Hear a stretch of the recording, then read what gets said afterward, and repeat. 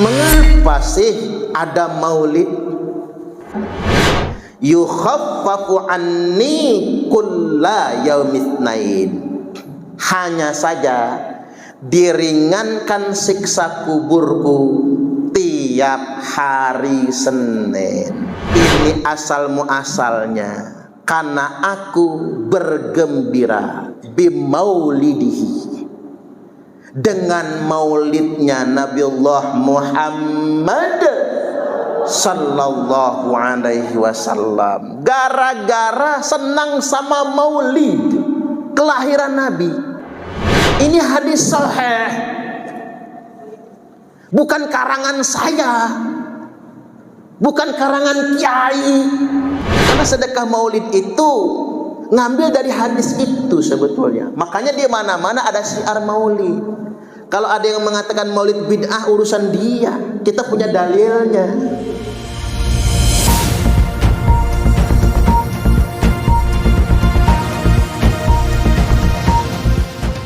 Allahumma salli wa sallim ala sayyidina Muhammad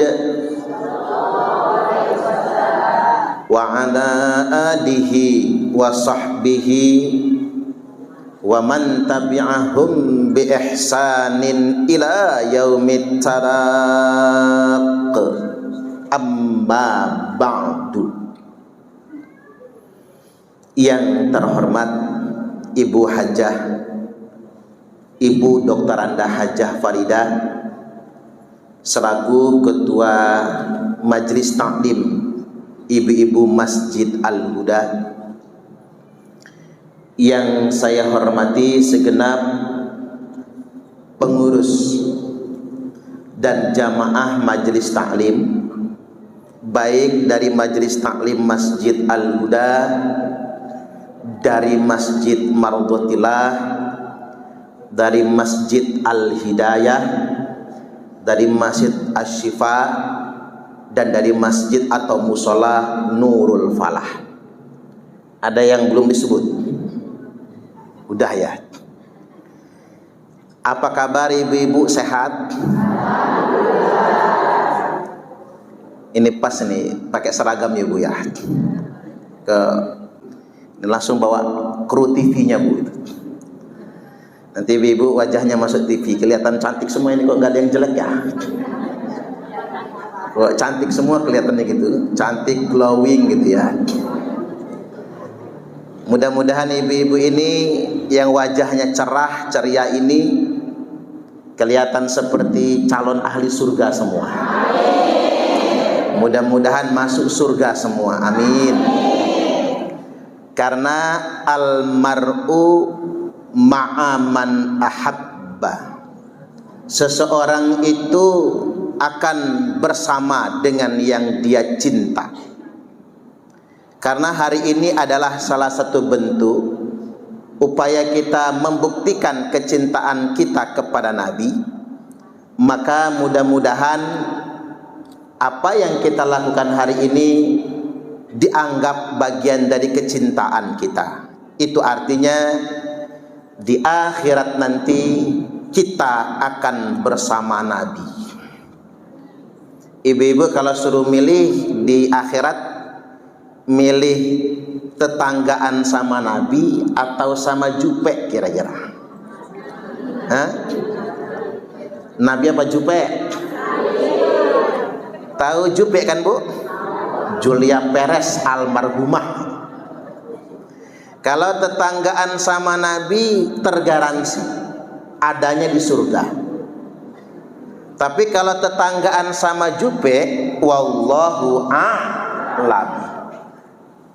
Ya, kalau Jupe masuk surga, kita ikut ke surga. Allahumma amin. Tapi kalau Jupe-nya ke neraka, Jupe-nya enak, waktu dikejar api neraka nyanyi dia. Is okay wae aku rapopo. Nah, kita mau nyanyi apaan? Tapi kita doakan semoga Jupe masuk surga.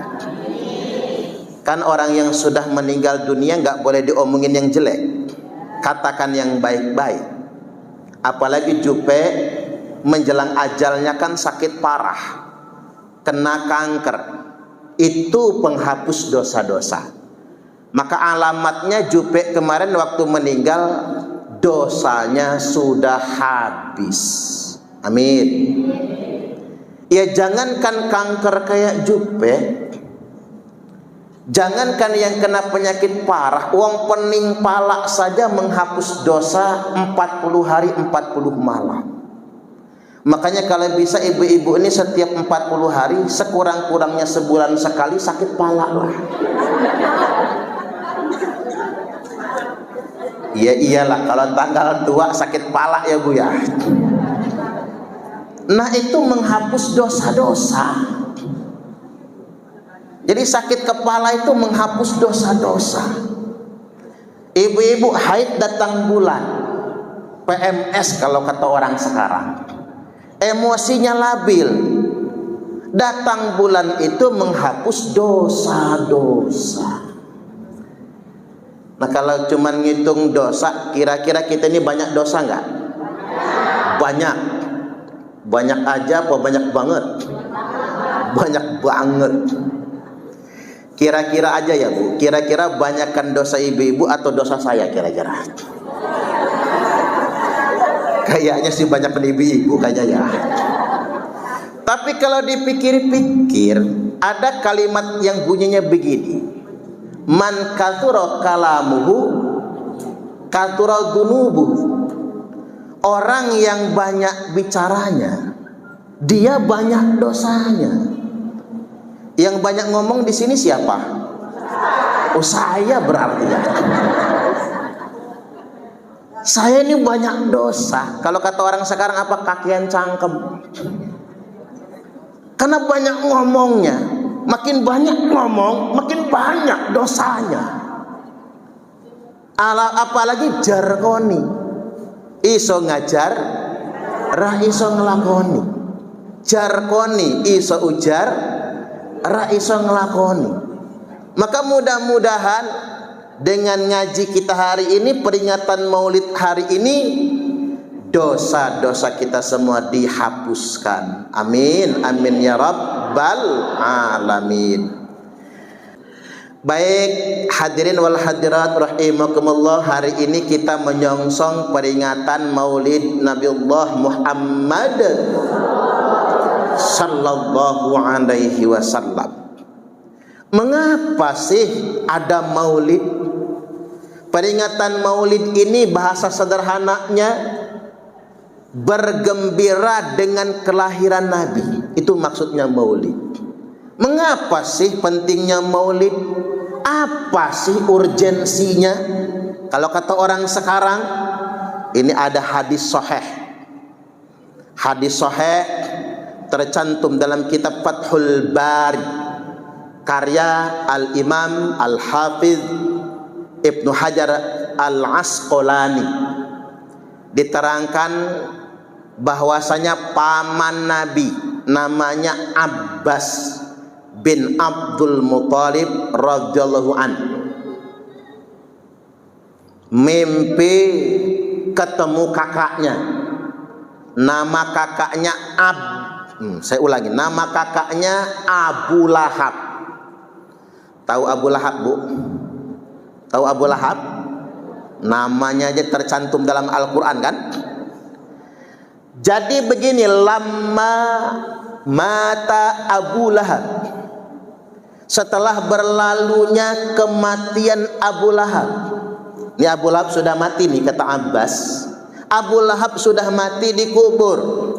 Setelah berlalunya masa kematian Abu Lahab, ra'aituhu fi manami ba'da haulin fi syarrihal.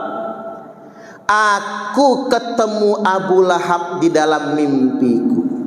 Jadi ceritanya Abbas, pakliknya Nabi, mamangnya Nabi, ketemu Abu Lahab dalam mimpi. Ra'aituhu fi manami, aku melihatnya dalam tidurku. Ba'da haulin, setelah haul 1 tahun matinya Abu Lahab. Fi syarri hal, keadaannya jelek sekali. Maksudnya apa? Abu Lahab disiksa di dalam kuburnya. Lantas kemudian Abbas bertanya, malakah? Bagaimana keadaanmu? Bagaimana kondisimu? Kata Abu Lahab, beginilah keadaanku, disiksa tiap hari. Yukhaffafu anni kulla yaumitsnain. Hanya saja diringankan siksa kuburku tiap hari Senin. Ceritanya Abu Lahab tiap hari Senin dikirimi minum, dapat minum. Ini disiksa di dalam kubur, dapat dispensasi. Dispensasinya apa? Libur hari Senin, dikasih minum. Kata Abbas, mengapa demikian? Ini asal muasalnya karena aku bergembira bimaulidihi, dengan maulidnya Nabiullah Muhammad sallallahu alaihi wasallam. Gara-gara senang sama maulid kelahiran Nabi. Bu, awas jangan tidur lu. Pengajian di ruangan pakai AC ini dua macam. Ada yang semangat, palanya ndongak. Ada yang khusuk, saking khusuknya palanya nunduk, matanya merem, mulutnya ngences. Sudah ketiduran taunya. Ini harus digarisbawahi ini. Abu Lahab itu gara-gara bergembira bimaulidihi, dengan maulidnya. Maulidnya siapa? Maulid Nabiullah Muhammad sallallahu alaihi wasallam, bimaulidin Nabi. Karena bergembira dengan maulidnya Nabi, dapat kompensasi. Tiap hari Senin dibebaskan siksa kubur atau diringankan siksa kubur, dapat minum. Mungkin mereknya Tripanca juga kalian. Dapat minum. Subhanallah. Ini hadis sahih, bukan karangan saya, bukan karangan kiai. Nah, kalau Abu Lahab saja yang mati kafir dijamin masuk neraka. Kalau Abu Lahab saja yang bakal masuk neraka gara-gara senang sama maulid, bergembira dengan maulidnya Nabi, diringankan siksanya kubur, apatah lagi kita. Halo? Lah kita, Abu Lahab bukan? Abu Jahal bukan? Fir'aun anjir. Korun kita mah bukan. Kita umatnya Kanjeng Nabi. Maka mudah-mudahan ibu-ibu dan keluarga masuk surga semua. Amin. Amin ya rabbal alamin. Makanya dulu Abu Lahab senang sama maulid, ada buktinya. Apa buktinya? Saking senangnya dia dengan kelahiran Nabi kita, dengan maulid Nabi kita, beliau sedekah. Sedekahnya tidak tanggung, yakni memerdekakan budak. Nama budaknya Suwaibah, dimerdekakan oleh Abu Lahab, lalu kemudian menjadi ibu susunya Nabiullah Muhammad sallallahu alaihi wasallam. Jadi bukan cuma Halimatus Sa'diyah, Suwaibah juga adalah ibu susunya Nabi. Jadi gara-gara sedekah memerdekakan budak, gembira dengan maulid Nabi, makanya dibebaskan siksa kubur ringan tiap hari Senin. Makanya kita ini punya alasan kalau maulid sedekah. Halo? Bu, jangan lupa sedekah ya. Niatin sedekah maulid.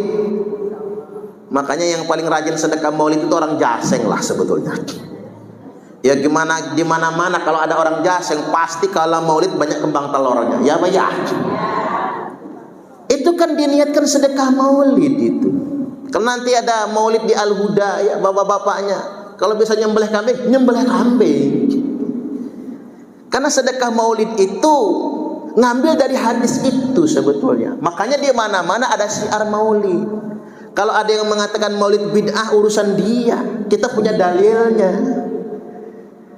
Masa kita senang dengan kelahiran Nabi mesti dibid'ah-bid'ah kan? Justru karena alasan inilah saya doakan ibu-ibu di surganya bersama kanjeng Nabi. Allahumma amin, amin ya rabbal alamin.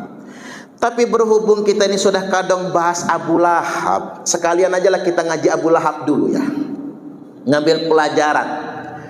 Tabbat yada abi lahabi wa tab, tabbat yada, binasalah kedua tangan.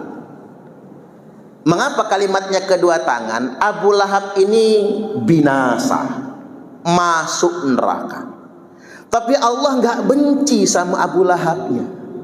Yang Allah benci perbuatannya.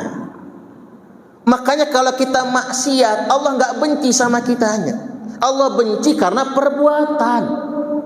Makanya binasanya Abu Lahab bukan karena sentimen, bukan karena nggak suka orangnya, itu maksudnya. Binasanya Abu Lahab itu gara-gara perbuatannya. Makanya kalimatnya tabbat yada, binasalah kedua tangan abi lahabi wa tab. Maka kalimat ujungnya wa tab, apa maksudnya? Benar-benar binasa, nggak bisa ditawar-tawar. Orang yang namanya disebutkan dalam Quran bakal masuk neraka dan binasa, ya Abu Lahab itu salah satunya. Tersebut namanya itu. Ma aghna anhu maluhu wa ma kasab. Ma aghna, nggak ada gunanya. Anhu, baginya. Maluhu, satu hartanya. Ma aghna anhu maluhu wa ma kasab. Begitupun bisnis dan perniagaannya. Abu Lahab itu kebunnya lebar, tanahnya lebar, usaha perdagangannya maju, hartanya banyak. Enggak ada guna hartanya, tidak ada guna perusahaannya, tidak ada guna perdagangannya. Kaya kayak manapun tak bisa menolongnya. Makanya kaya nggak bisa disombongkan.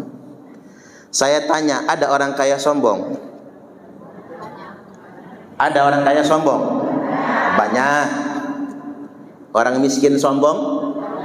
Tambah banyak. Udah melarat sombong pula.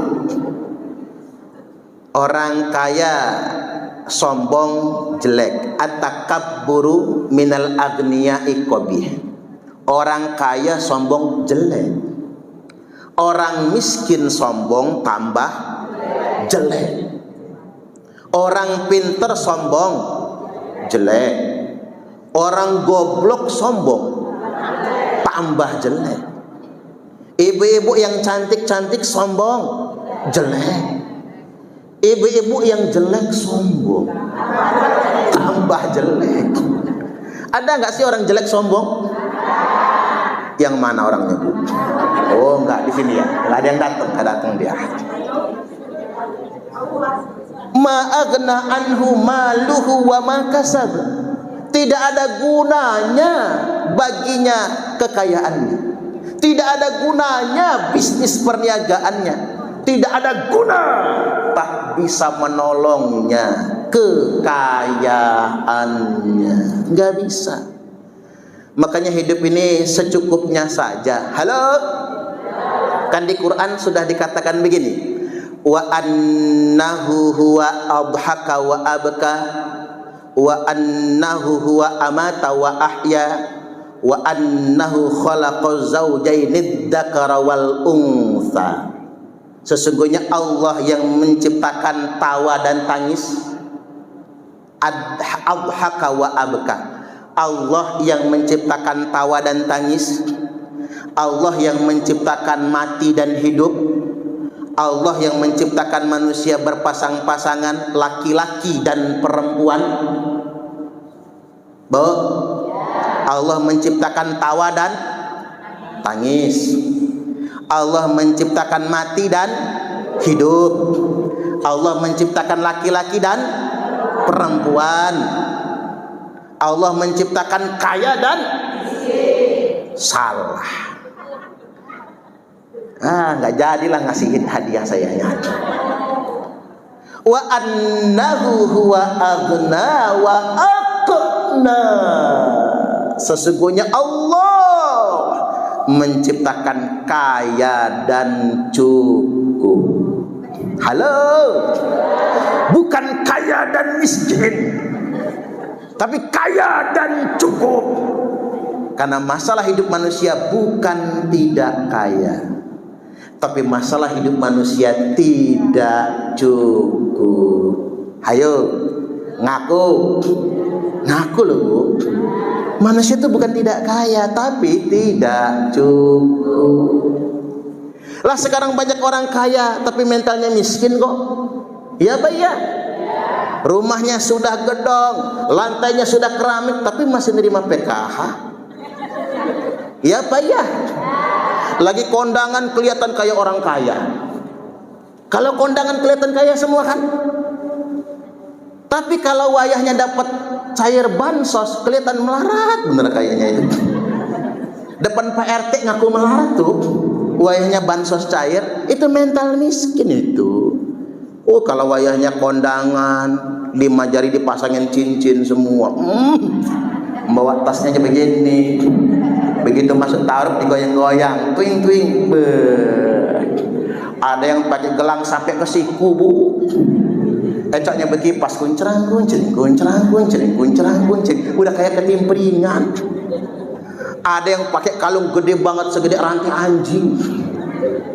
Liontinnya itu yang nggak nahan, gede banget.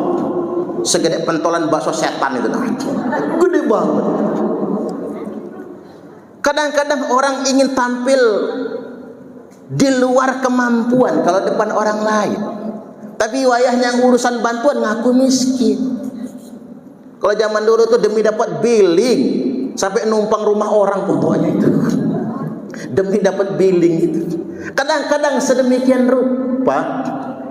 Maka benar kalau kalimatnya begini, laisal ghina an katratil arad walakinnal ghina ghinan nafsi. Bukanlah kaya itu dikarenakan banyak perbendaharaan, bukan karena banyak harta dan perhiasan, tapi kaya yang sebenarnya kaya jiwa kalian semua. Karena kaya bukan soal harta, kaya itu soal rasa. Bukan kaya yang menjadikan Anda bahagia, tapi rasa bahagia yang menjadikan kita kaya. Bukan kaya yang membuat Anda bersyukur, tapi rasa bersyukurlah yang membuat Anda jadi kaya. Halo. Karena nikmat itu beda-beda, betul nggak kira-kira? Titipan Allah itu beda-beda. Kita sudah punya bagian masing-masing. Nggak perlu hirau sama punya orang, nggak perlu terobsesi dengan punya orang. Capek kita nih kalau pengen sama punya tetangga. Ya Pak ya. Tetangga beli kulkas panas, tetangga beli ceret mencret, tetangga beli mobil menggigil, tetangga beli motor gemeter. Bapak-bapak itu Bu sengsara Bu kalau pengen sama bini tetangga. Ya Pak ya. Sengsara, rumput tetangga lebih hijau. Maka hidup tidak perlu terobsesi dengan punya orang. Syukuri yang punya kita sendiri. Itulah kaya yang sebenarnya, mensyukuri yang punya kita. Tapi ingat, kalau ketiban kita dikasih Allah lebih, ya nggak perlu pamer. Jangan flexing. Ada artis itu beli bed up harganya 3 miliar. Tahu bed up nggak Bu? Bak mandi 3 miliar. Lah kita bak mandi cukup 200.000, gede banget Bu. Ada mereknya lagi anti pecah. Di pasar mah banyak, gede. Ada artis tuh beli tas begini nih bu, harganya 500 juta, 1 miliar, nggak satu, puluhan dalam lemari. Ya nggak apa-apa sih, duit dia, ya Pak ya. Masalahnya bukan berapa dia belinya, masalahnya alangkah baiknya nggak usah dipamerkan. Ya karena anggota DPR suka pamer, akhirnya rakyat ribut kan, demo kan. Rakyat lagi susah, anggota DPR-nya juga joget malahan. Terkesan sedang bahagia di atas penderitaan orang. Pamer itu yang nggak boleh. Terserah duitnya Eko berapa, urusan dia. Duitnya Uya Kuya berapa, urusan dia. Memang dia artis banyak duitnya. Tapi mbok ya jaga mulut tuh jaga. Dan tidak perlu flexing memamerkan kekayaan. Jangan pamer kekayaan di tengah-tengah orang miskin, itu menyakitkan.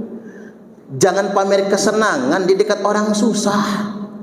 Jangan pamer nikmatnya sehat di dekat orang yang sakit.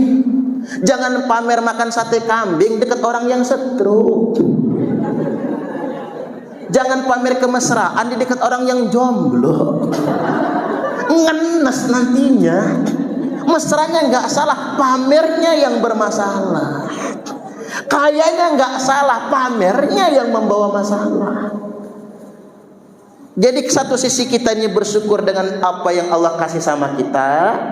Di sisi yang lain, kalau kita lagi ada, nggak usahlah semua orang jadi tahu. Cocok atau cocok? Cocok ya bu? Nggak perlu dipamer-pamerkan yang sedemikian rupa. Kemudian yang berikutnya perlu saya ingatkan pada kesempatan kali ini juga, hidup ini jangan besar pasak daripada tiang. Orang Indonesia ini aneh. Saudagar Bogor biar tekor asal kesohor.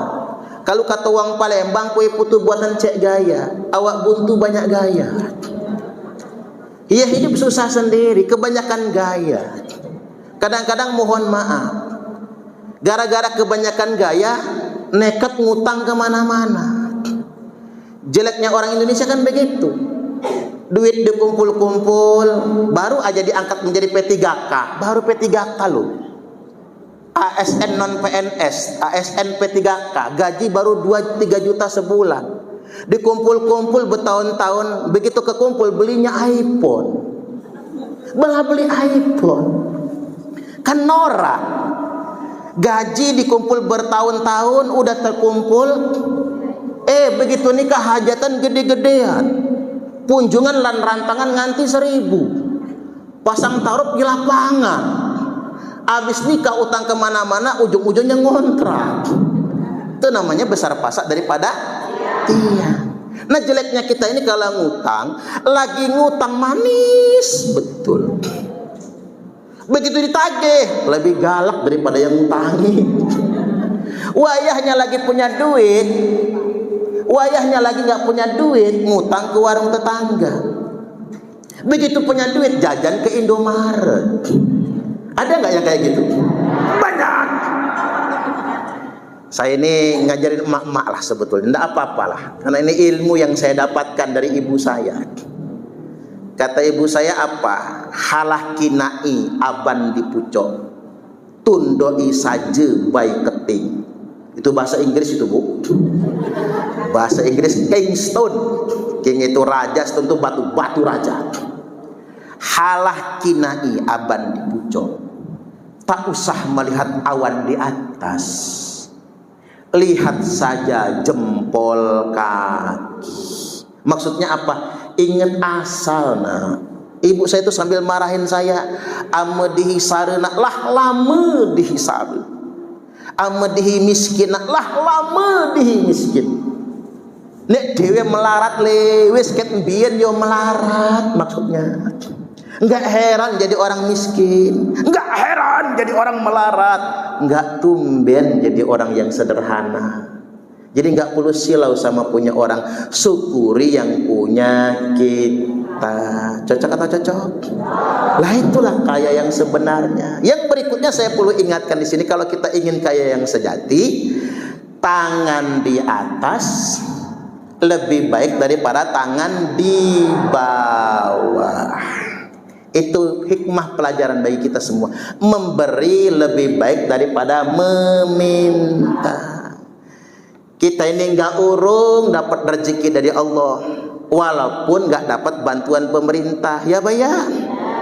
Ya kan ibu-ibu sebagian tahu sejarah saya. Jadi marbot masjid Al-Hidayah, pindah ke Al-Ansor, bertahun-tahun jadi marbot. Udah menikah itu naik sepeda. Ke UIN IAIN itu masih kuliah menikah itu Bu, naik sepeda.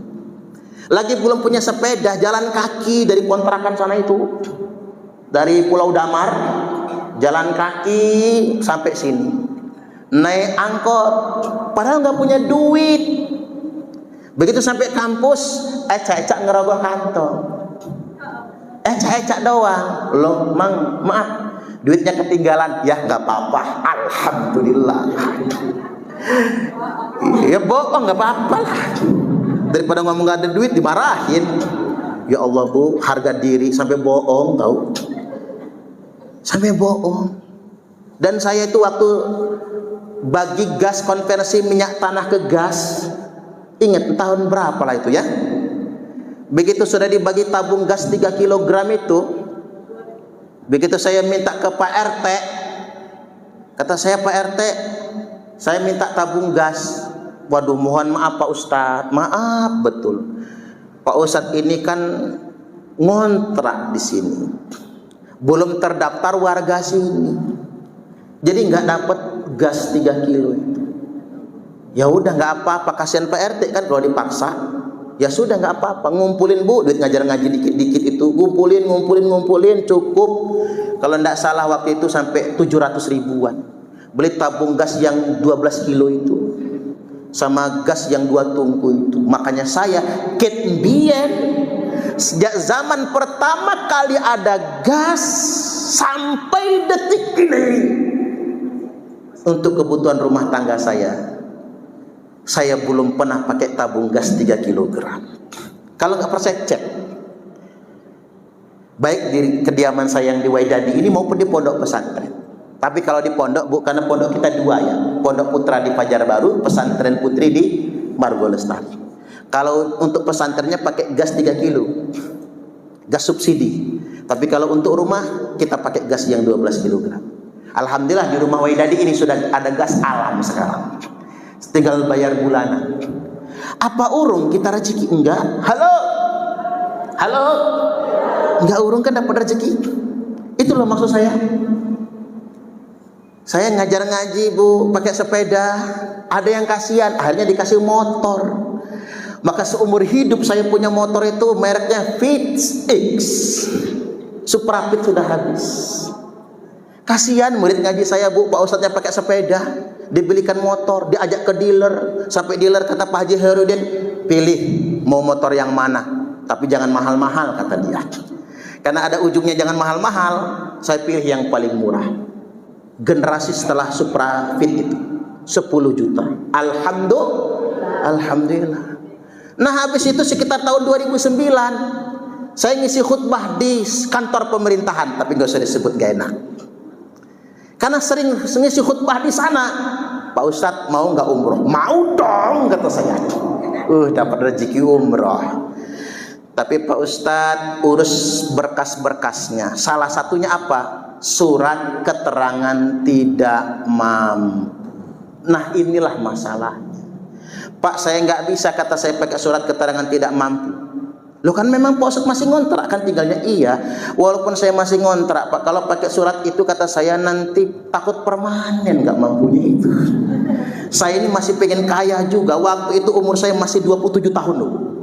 Saya masih pengen kaya juga lah kata saya. Ya udah Pak Ustadz, kalau nggak ada surat itu nggak jadi umroh. Ya udah, nggak jadi umroh Bu. Gara-gara saya nggak pakai surat keterangan tidak mampu. Tapi begitu mengejutkannya, murid ngaji saya, orang tua sebetulnya, dari nggak bisa baca Quran, sebulan bisa baca Quran, nazarnya berangkatin saya haji. Langsung transfer 35 juta. Alhamdulillah. Begitu pelunasan haji, waktu itu baru 3 33 juta kurang. Enggak jadi umroh gara-gara surat keterangan tidak mampu. Allah kasih rezeki langsung berangkat haji. Waktu itu umroh masih 8 jutaan kalau nggak salah itu. Nah ini disitulah saya membuktikan nggak urung kita dapat rezeki dari Allah. Walaupun kita nggak dapat dari pemerintah. Halo, saya tuh kesel kadang Bu, karena program umrah pemerintah itu kadang-kadang nggak tepat sasaran. Yang dapat cuma tim sukses. Maaf betul ini ya, yang sudah jadi tim sukses itu. Itu tuh saya ingin tanya, umrah dari pemerintah itu duit pemerintah atau duit rakyat sih Bu? Duit rakyat kan. Kalau yang umrah itu marbot masjid, saya masa setuju. Ya bayar. Saya nggak pernah ngambil jatah umrah pemerintah, nggak mau. Saya sudah umroh berkali-kali, ngapain saya ngambil jatah dari pemerintah? Oh tinggal saya ngajak jamaah umroh aja. Naik haji sudah, ngapain? Lah kalau saya sekilit, muncul sekarang dapat umroh dari pemerintah, akhirnya karena sudah haji, sudah umroh, dijual ke orang. Saya dapat umroh dari pemerintah, mau nggak bayarin 15 juta? Dosa.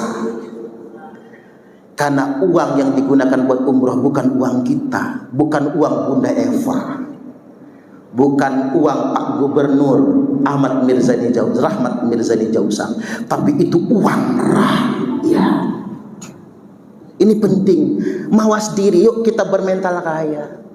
Yang kaya bantu yang miskin. Saya ini ditegur orang Bu, apa kata orang, Ustadz, dakwah sebenarnya bukan di mimbar, tapi dakwah yang sebenarnya ada di tengah-tengah masyarakat yang lemah. Iya juga ya Bu ya. Dakwah ini Bu kalau cuma di mimbar khutbah ini udah jelas, pulang khutbah diamplopin. Dakwah itu kalau ceramah kayak gini udah jelas Bu, pulang nanti saya disangoni. Kalau ibu-ibu gak nyangonin saya, Mbak Serinding sih tak tagih nanti. Ya kan begitu kan? Ngapunten, maaf betul ini. Ini ngeritik awake dhewe niki. Mengkritik diri saya sendiri. Apalagi di mimbar-mimbar, panggung-panggung ceramah pengajian akbar udah ketahuan bisarohnya berapa. Dakwah sebenarnya bukan di panggung-panggung ceramah, bukan di mimbar-mimbar dakwah, mimbar khutbah, tapi dakwah sebenarnya ada di tengah-tengah masyarakat yang lemah. Sesuap nasi yang engkau berikan kepada orang yang lapar itu lebih baik daripada membangun 1000 masjid jamiah.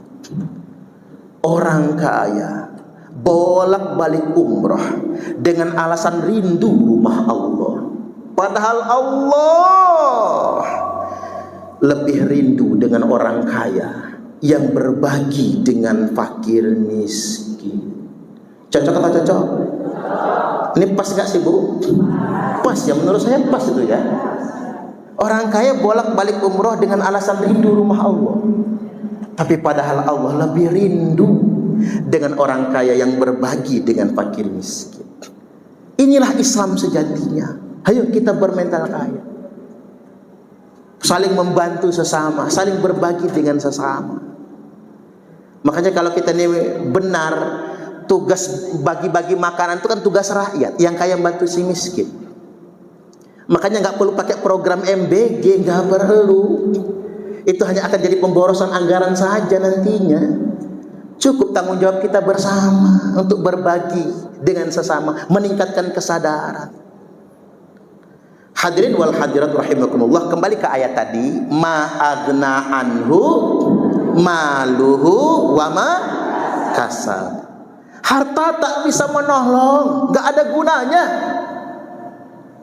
Bisnis perniagaan nggak ada gunanya, pangkat dan jabatan tidak ada gunanya, gelar kehormatan tidak ada gunanya, termasuk maaf nasab pun tak bisa menolong.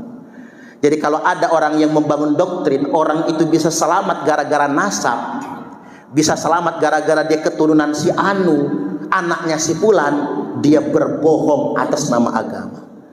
Wa man batta'a bihi amaluhu lam yusri' bihi nasabu. Barang siapa yang lamban amalnya, saya ulangi, barang siapa yang lamban amalnya, maka nasab sehebat apapun, keturunan seistimewa apapun tidak bisa menolongnya. Nggak bisa. Karena yang menyelamatkan kita amal, perbuatan kita, bukan nasab. Makanya Nabi sallallahu alaihi wasallam bersabda, "Ya ma'syara Quraisyin, wahai segenap bangsa Quraisy, la ugni ankum minallahi syai'a." Saya Muhammad tidak bisa menolong sedikit pun di sisi Allah kalau kalian semua tidak bertakwa. Mengapa Nabi nyebut Quraisy? Jangan mentang-mentang, maksudnya begini, oh Muhammad itu keturunan bangsa Quraisy, nanti paling di akhirat yang duluan ditolong sama Muhammad orang Quraisy. Tidak. Wahai orang Quraisy, kata Nabi, saya Muhammad tidak bisa menolong kalian sedikit pun di hadapan Allah kalau kalian tidak bertakwa. Ya Bani Abdi Manafin, la ugni ankum minallahi syai'a. Wahai keturunan Mbah Abdul Manaf. Ini kan sudah bicara klan, keluarga ya. Wahai keturunan Mbah Abdul Manaf, saya keluargamu Muhammad tidak bisa menolongmu di sisi Allah kalau engkau tidak bertakwa. Ya Abbas, wahai Abbas, pamannya Nabi, la ugni anka minallahi syai'a. Saya Muhammad enggak bisa nolong mamang kalau mamang enggak bertakwa kepada Allah. Ya Safiyah, ammata Rasulullah sallallahu alaihi wasallam, wahai Safiyah, bibinya Nabi, la ugni anki minallahi syai'a. Saya Muhammad enggak bisa nolong bibi kalau bibi enggak bertakwa kepada Allah. Ya Fatimah, wahai Fatimah, ini anak kesayangan Nabi nih. Ya Fatimah, la ugni anki minallahi syai'a. Saya bapakmu nduk, enggak bisa nolong kamu di sisi Allah kalau kamu tidak bertakwa kepada Allah. Jadi jangan bergantung pada nasib katrolan, jangan bergantung pada katrolan nasa.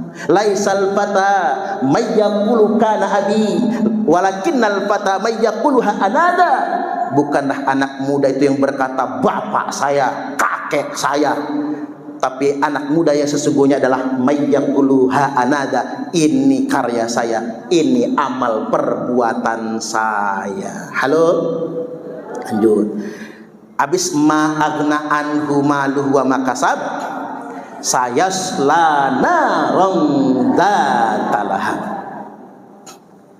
Sayasla narang dzatalahab itu bahasa kitanya begini, ada huruf sin di situ, namanya sin ditanfis.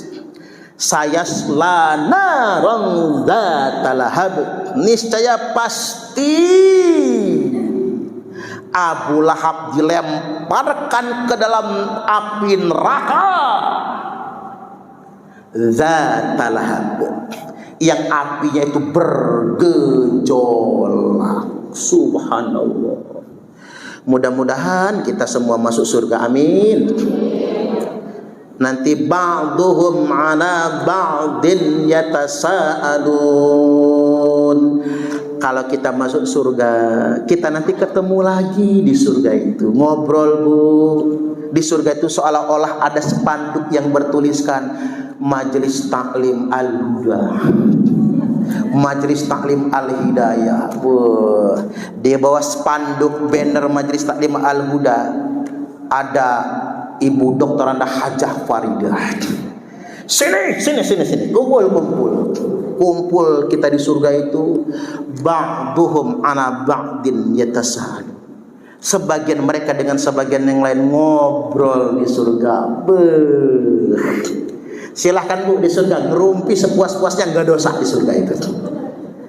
Kan semua yang dilarang di surga boleh.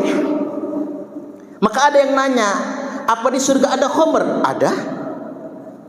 Bahkan ada yang iseng nanya, Pak Ustadz, di surga ada nggak ya rendang celeng? Ada. Semua yang haram di dunia ini halal di surga itu. Semuanya boleh. Semua perintah di dunia nggak berlaku di surga. Di surga mah nggak ada sholat bu. Di surga nggak ada bayar zakat, nggak ada orang melarat soalnya. Di surga itu nggak ada naik haji. Jangan pernah mikir, Pak Ustadz, kalau di surga nanti mau naik haji kemana ya? Nggak ada naik haji, Bu. Di surga mah nggak ada puasa Ramadan, nggak ada. Ya mudah-mudahan masuk surga semua. Amin, amin ya rabbal alamin. Karena itulah cita-cita kita semua. Tapi memang Nabi mengalamatkan mudah-mudahan umatnya akan masuk surga semua dengan syafaat. Allahumma amin. Saya la narong dzatal lahab wa imra'atuh. Yang masuk surga ini bukan cuman Abu Lahab. Ternyata yang masuk surga ini juga wa imra'atuh, bininya juga. Bu, mengapa bininya Abu Lahab masuk neraka? Hammalatal hatab. Kalau teriak ini langsung nyangkut di sini ya, Bu. Tak minum dulu ya, nyangkut ya. Biar semangat, Bu. Kan begini kan semangat ya. Ibu-ibu kalau saya ceramahnya pelan-pelan tidur pasti. Bismillah.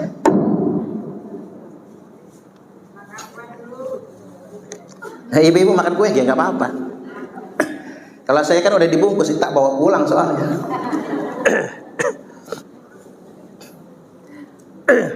Saya ulangi. Ternyata yang masuk neraka itu bukan cuman Abu Lahab. Wa imra'atuh, bininya juga. Mengapa bininya Abu Lahab masuk neraka? Hammalatal hatab. Karena bininya Abu Lahab tukang bawa kayu bakar. Nah jadi bingung, Bu. Katanya Abu Lahab kaya. Lo kok gawe bininya ngusungin kayu bakar? Nah jadi mikir kan kita, Abu Lahab tuh kaya, tapi ngapa istrinya dikatakan di sini tukang ngambil kayu bakar? Itu bahasa kiasan maksudnya, Bu. Hammalatal hatab, tukang bawa kayu bakar itu karena zaman dulu belum ada kompor, adanya kayu bakar. Zaman sekarang namanya kompor alias ember. Istrinya Abu Lahab ini tukang bawa kayu bakar, maksudnya kompor, tukang ngompori. Oh itu belum nyambung juga ternyata. Makanya kalau ngomong sama ibu itu harus jelas. Kalau nggak jelas masih ngawang sampai mana ini. Apalah maksud Pak Parman ini ya?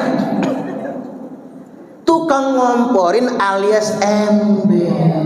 Bigos, biang gosip. Tahu gosip? Digosok makin sip. Makanya kalau bigos biang gosip, tukang ngerumpi, tukang kompor, kompor beleduk, ember, tukang ngomongin orang, itu bakal jadi pengikutnya bini Abu Lahab itu. Saya tanya ibu-ibu, ibu-ibu ini suka ngerumpi gak sih, Bu? Suka sih enggak, cuman hobi. Kalau sudah ngerumpi, serunya bukan main. Ngapa ya? Ibu-ibu itu kalau sudah ngerumpi ekspresinya kena banget. Mulutnya keriting pengot-pengot, matanya nanti mendelik. Pasti banget ekspresinya itu, kena banget kalau sudah ngomongin orang. Ada ibu-ibu yang tanya sama saya, Pak Ustadz, saya ini hobi betul ngerumpi. Saking hobinya kalau seminggu aja nggak ngerumpi demam saya. Kira-kira Pak, kata dia, apa sih obatnya biar saya berhenti ngerumpi? Gampang, Bu, kata saya. Kalau ibu orang yang hobi ngerumpi, kalau nggak ngerumpi, nggak ngegosip malah demam, itu udzur syar'i. Silahkan ngerumpi sepuas-puasnya. Bu, ingat ibu-ibu yang sudah kecanduan ngerumpi, kalau nggak ngegosip malah demam, silahkan ngerumpi sepuas-puasnya, ngegosip sepuas-puasnya, tapi jangan ngajak kawan.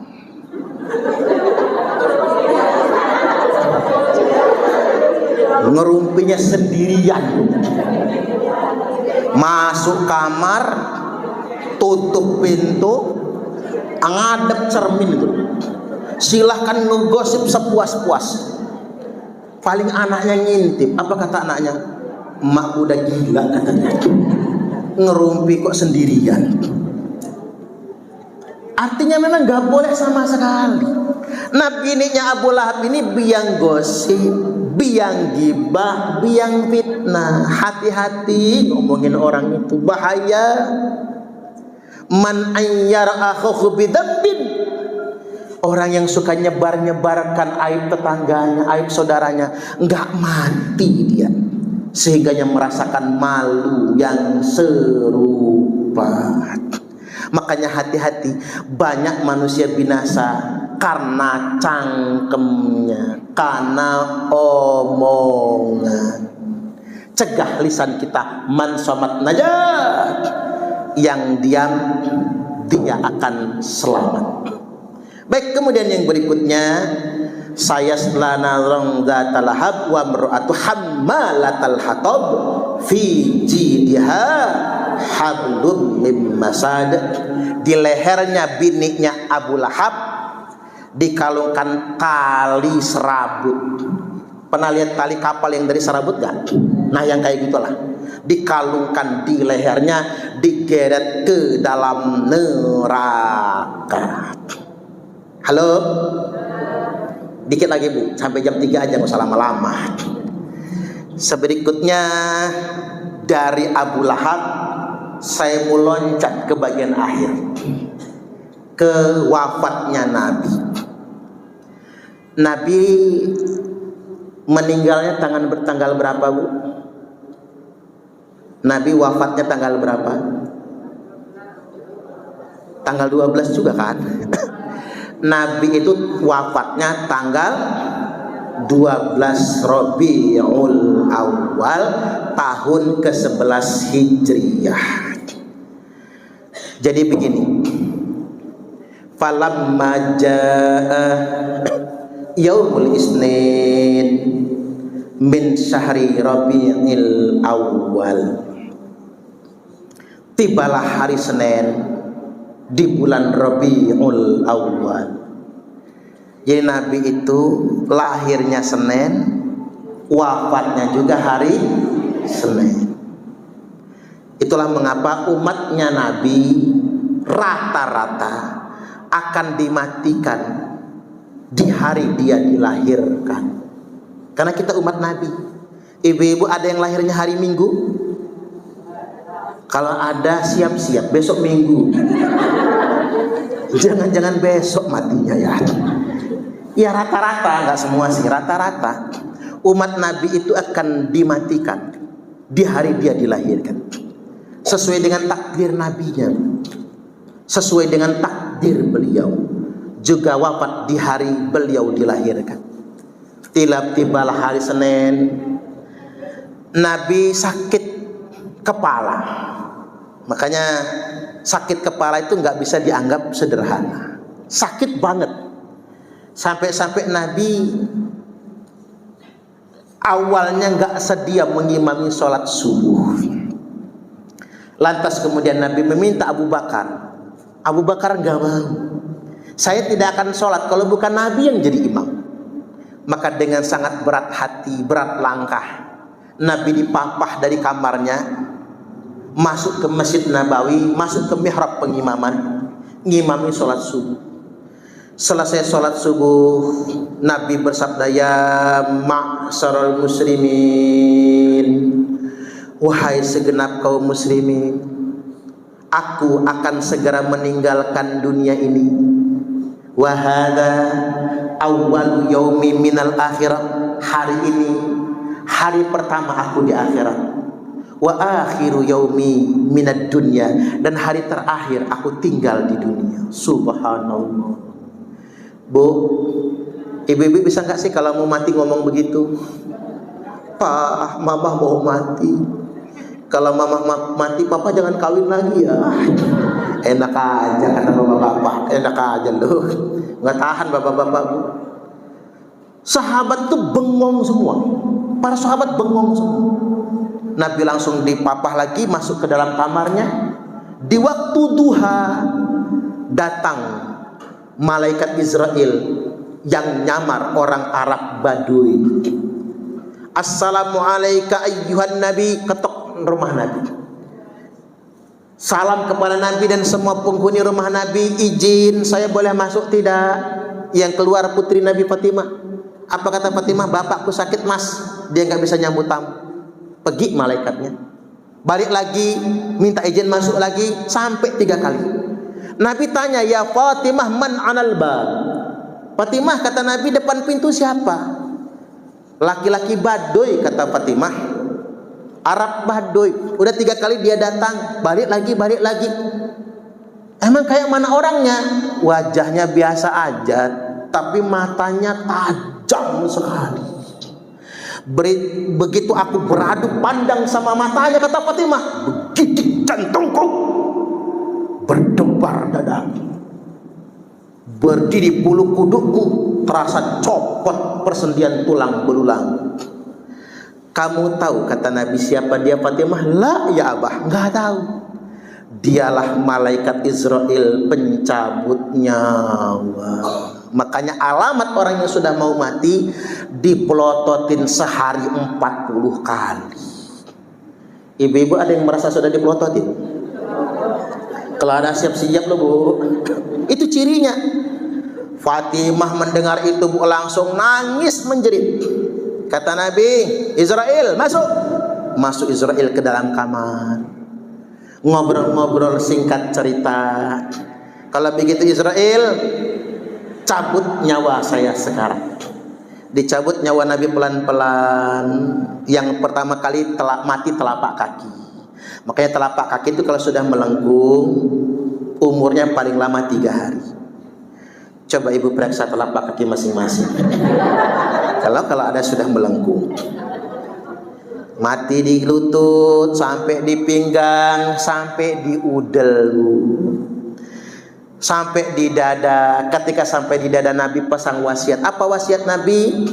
Usikum bis salati wa ma malakat aimanukum. Aku wasiatkan kepada kalian semua, jaga sholat dan budak sahaya dalam genggaman kalian atau amanah yang sudah dibebankan kepada kalian. Tarik lagi nyawa Nabi sampai di lehernya. Ittaqun nisa, ittaqun nisa, ittaqun nisa. Hati-hati dengan wanita. Selamatkan kaum wanita dan jaga kemuliaan kaum wanita. Jaga kemuliaan kaum wanita, selamatkan kaum wanita. Tapi ingat, hati-hati juga dengan wanita, karena ada wanita yang menjadi musuh bagi suaminya. Ada uang abang disayang, enggak ada uang abang ditendang. Kalau dompet laki lagi peluk, kalau dompet laki lagi gemuk, mau dipeluk-peluk. Tapi kalau dompet laki lagi nipis, dipegang saja bilangnya najis. Jijai bajai najong tralala. Jadi istri yang jadi musuh bagi suaminya. Makanya ibu-ibu, kalau ibu-ibu pengen masuk surga, tak kasih wasiat ini, pesan. 1, jadilah istri yang taat suami. Istri yang taat kepada suami gampang masuk surga. Tapi kalau ibu-ibu pengen masuk neraka, gampang bu, ngelawanlah sama suami. Suami lagi tidur bu, sepak palanya, gratis masuk nerakanya. Yang kedua, jadilah istri yang nerimo kepada suami. Bu, kalau dikasih uang belanja 30 juta sebulan, nerimo. Ya iyalah kalau segitu mah. Dikasih 20 juta, nerimo.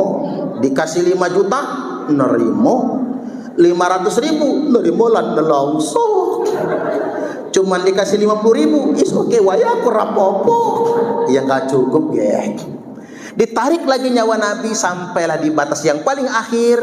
Maka Imam Ali menempelkan telinganya di lisan Nabi, di bibir Nabi, untuk ngedengar apa yang disebutkan Nabi. Apa yang disebutkan? As-sholah, as-sholah, as-sholah, sholat. Sholat dan sholat lagi. Jaga sholat biar selamat, kata Nabi.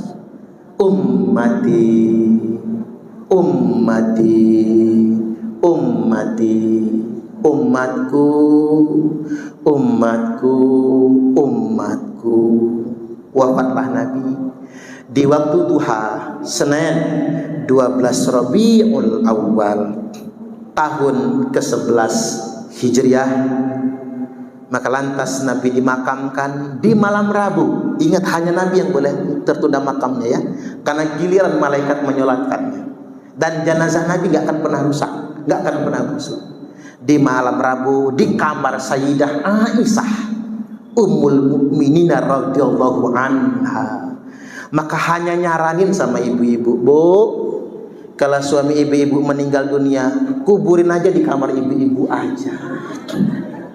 Enak aja kata mama, udah hidup nyusahin gua, mati gua ditongkrongin, sorry lah ya. Nggak ada yang berani, Bu. Kalau Nabi itu dimakamkan di kamar Aisyah di malam Rabu, di kamar Aisyah yang sekarang sudah menjadi bagian dalam Masjid Nabawi. Jadi itu bukan nguburin dalam masjid, bukan. Itu kamar Aisyah, kamar pribadi Nabi. Cuman karena perluasan Masjid Nabawi, maka kemudian sekarang posisinya di dalam masjid.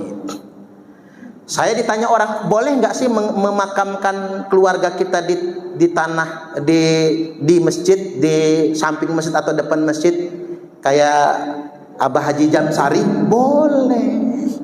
Ya nggak boleh, itu nyembah kuburan. Kalau di samping masjid ada kuburan, di depan masjid ada kuburan, di belakang masjid ada kuburan, boleh, nggak apa-apa. Karena itu tanahnya Pak Haji Jamsari sendiri, begitu. Boleh nggak di Kijing? Boleh. Makanya makam Nabi di Kijing. Karena mengapa? Dia dikuburkan di tanahnya dewe. Makanya ibu-ibu kalau pengen ngijing kuburan, beli tanah kuburan sendiri. Karena nggak boleh ngijing kuburan kalau di tanah wakaf, tanah pemakaman umum. Paham? Karena kita nggak pernah beli tanah di situ. Ingat tentu yang kaya-kaya. Yang kaya-kaya jangan cuma bikin kos-kosan, beli tanah buat kuburan. Beli itu dekat pondok saya. Pondok saya kan samping kuburan, Bu. Buat kuburan sendiri, biar bisa dikijing, mau kayak manapun, silahkan, nggak apa-apa. Tapi kalau di tanah pemakaman umum nggak boleh ngijing, kecuali minta izin. Paham? Panjang ini ceramahnya, nanti kalau saya bahas semua. Itu aja dulu ya, Bu. Sebagai pengajian pengantar song-song Maulid Nabi kita pada kesempatan kali ini. Nabi kita lahir 12 Rabiul Awal Senin tahun Gajah, dan wafatnya juga di 12 Rabiul Awal Senin tahun ke-11 Hijriah. Mudah-mudahan dengan memperingati song-song Maulid Nabi hari ini, kita semua di surga nanti berkumpul bersama Nabiullah Muhammad sallallahu alaihi wasallam. Masuk doa aja ya, Bu. Ya. Habis doa jangan lupa foto bersama, mumpung waktu asar masih agak lama ya. Ya dzal jalali wal ikram, a'udzu billahi minasyaitonir